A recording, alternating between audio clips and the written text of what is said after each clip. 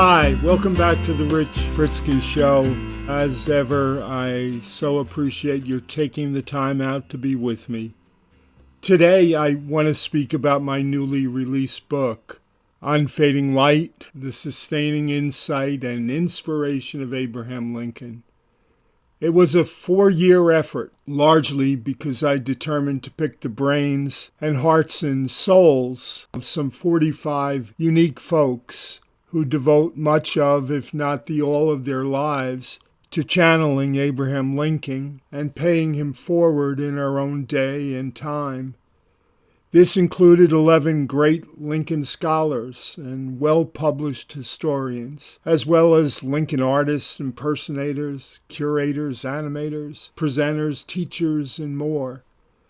Blessed to be aided and abetted by them, it is finally done and released at a time when the Republican principles of the very democracy that Lincoln bled out for 155 long years ago have never been more threatened, other than during the war he waged between 1861 and 1865 in order to save them in the first place. And while we can be confident that this extraordinary challenge, driven by the madness of one Donald Trump, will fail, the fact remains that the standard bearer of Lincoln's own party today, the Republican Party, for which Lincoln was the first and Trump may well be the last, is no less disconcerting. Simply put, Trump's unabashed ego and inability to grapple with the concept of losing is awash in a maelstrom of duplicity, deceit, and subterfuge, so deep and so vile that Trump would rather the democracy itself go down rather than he.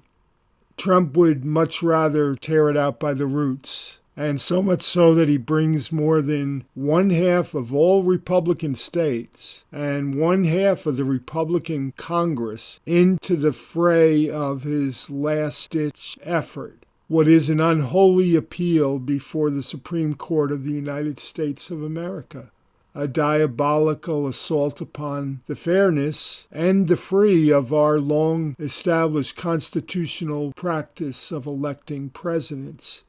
I read that there may have been as many as 55 lower court case rulings alleging widespread fraud by Trump and his campaign that have already been summarily tossed out of court for lack of any evidence or proof whatsoever. And both the book and the pundits all predict, in fact, that the Supreme Court will no doubt toss this one out as well. I certainly trust that such will have come to pass even before you hear these dulcet tones or words of mine in the days ahead. Nonetheless, lasting damage will have been done, and Trump will be carted out of the People's House on January 20th, no matter. But the grand old party of Lincoln, the one founded once upon a time in the pursuit of racial justice and the freeing of the slaves, will never, ever recover from the fact that it sold its very soul, betraying all principle in paying homage to Trumpian madness, to a demagoguery that knew neither bounds nor limitations. All the more reason, I believe, for you to pick up a copy of my Unfading Light, the Sustaining Insight and Inspiration of Abraham Lincoln. Pick it up and be reminded of the wonder of our one man great enough, who soulfully and spiritually gave our nation to purpose and to promise, gave us our national ideals and our national soul. I wrote it convinced that we need conversations with him today, that we needed to be reminded of him, and most importantly, that we needed to be inspired anew by him. And never more so than this very moment, this time of bleeding travail and doubt. Oh yes, I believe that we need Lincoln's spirit back on the ground, and in the field, and in our hospitals, and in our homes where we must needs be 10 or less. For we are all called to believe again and to sacrifice again and to pick up the mantles of purpose and duty again. And it is in and through Lincoln, more so than any other figure in our history or our time, where our belief and capacity to sacrifice is most made manifest, where the better angels of our own natures are to be realized. If he, then why not you? And why not me? And why not all of us? As a boy, Lincoln was tortured, introspective, restless, determined to know things, to embrace the fullness of life, to take flight. A seeker of knowledge, full of questions, he was always desperate for more, desperate to know, desperate to matter, desperate to serve and to be of good. As to being a success, he rejected the very notion of that. For devoid of contribution or goodness or service, success would be of nothing. And however rational he tried to be, the right hand of God took hold of him, and the very fire of the Spirit of Jehovah trembled within him. Ever humble and magnanimous, at 6'4", the truth is, he still managed to look up at absolutely everyone. He was shaped by the trees, wood, and wind of the frontier forests that embraced him as he grew. The very trees that he climbed and communed with, the trees that he felled and cleared for planting seeds, the trees with which he built cabins and coffins and cradles and mean sticks of furniture. Its heartwood and his own were of one, and the ultimate strength of his heartwood would make all the difference in the end. He was watered by tears and loss and sorrow, and not just by the loss of his own, but of others who lived in these forests with him. Old and young, sudden, surprising, long-anticipated neighbors and passers-by. There was the Kickapoo Indian of whom it was introspectively written, "Here lies Johnny Kongapod. Have mercy on him, gracious God, as he would do if he was God, and you were Johnny Kongapod." Imagine him, a mere boy, tracing those words on the back of a shovel and daring to advise God as to how it is that he ought to behave. And oh, what it foretells of that lifelong shadowboxing match that he was to have with God. Now, interestingly, Johnny Kongapod, Emancipation Proclamation, the last best hope of earth, and the 13th Amendment that freed the slaves were all of one. Those who know Lincoln best contend that it was the frontier and the trees and the wood of the forest and the elements and the unknown and the unexpected in it and the wonder of it all that more than anything else shaped and steeled him for the great challenges he was to confront. For he was a tall timber whose grain was straight and whose wood had attained the bearing strength. I am in awe of my 45 Lincolnian contributors, and I so deeply respect and admire what each of them do to bring Abraham Lincoln, who was as good as it has ever gotten for America, to people today. In tireless research and scholarship and books and presentations and photographs and paintings and displays and animations and performances, they do this. And they will continue to do so, ever hoping to teach and to elevate and to inspire and shine a bright light upon what America once strived to be and what we may yet be, even now. Yes, slowly, slowly the sapwood turns to heartwood. Slow in a man as in a tree, and the bending strength is made, and the bearing strength, and the straightness of the grain. Oh, yes, Lincoln knew the wood. Knew both its strength and the trajectory of its fall.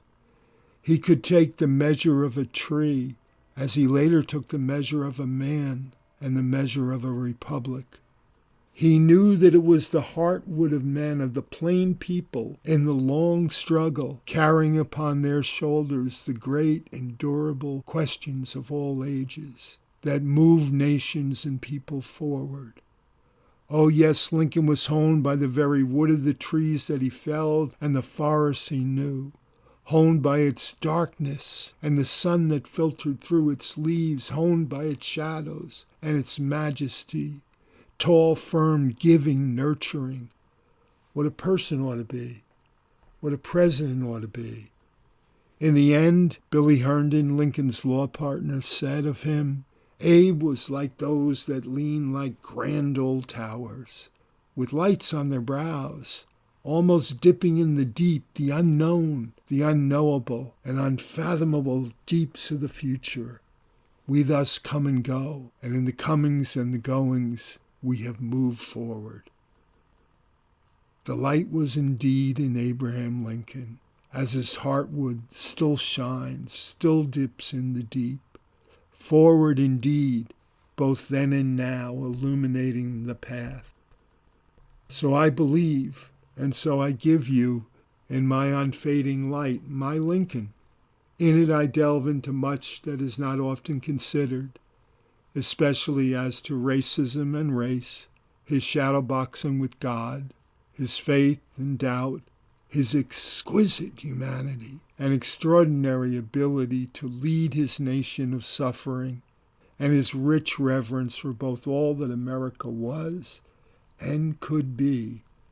Lincoln's purpose in life, to the extent that it remains unfulfilled in his death, is still in play for us. And we, the living, more than 155 years removed, must strive as best we can to pay forward what he so blessedly paid in the heart of the 19th century. Truth is, as an author, I also shadowbox with my own words, never quite sure of their mettle.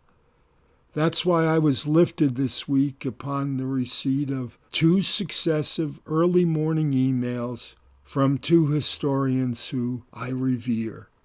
Doug Edgerton of Lemoyne College, and one of the foremost experts on race in the 19th century, Todd Brewster, an accomplished historian and former director of ABC News.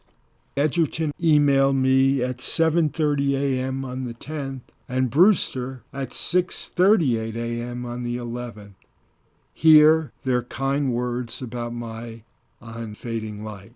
I bless them for them. First, Edgerton. Dear Rich, the book arrived yesterday, and I stayed up half the night reading it. You really did a brilliant and elegant job of weaving the various quotations together with your own thoughts and prose. It reads beautifully and is an impressive achievement. I was flattered to be included in your book, my friend. The second, by Brewster. Rich, what a beautiful book you have produced. It arrived yesterday, and when I arose this morning at 5, the house quiet and the dogs fed, I sat with it, engrossed by your accomplishment. I feel honored to have been included with the other historians whom you highlight, and eager to engage more of your insights as I read it through. I know it was hard to get to the finish line. Every book is a journey for its writers, but you have done so admirably. Congratulations. My book is published by Hamilton Books, an imprint of Rowman and Littlefield publishers. It is available through them, through Amazon Books, Barnes & Noble Books, other booksellers, some bookstores, including the American Civil War Museum Gift Center in Gettysburg, and in a pinch, even through me, personally. I hope you will find the time to give it a good read, and I would sure as hell appreciate that. Thank you. The COVID menace notwithstanding, lift up your hearts and be glad during this season of light and hope. Even under the mask, by the way, a smile beams. So keep on smiling on your brothers and sisters, and do what you can do for the good of others this week. It's that time of year, as my old friend Charles Dickens says, where want is keenly felt and abundance rejoices. Keep it in mind. Take care. Have a great week. Bye now.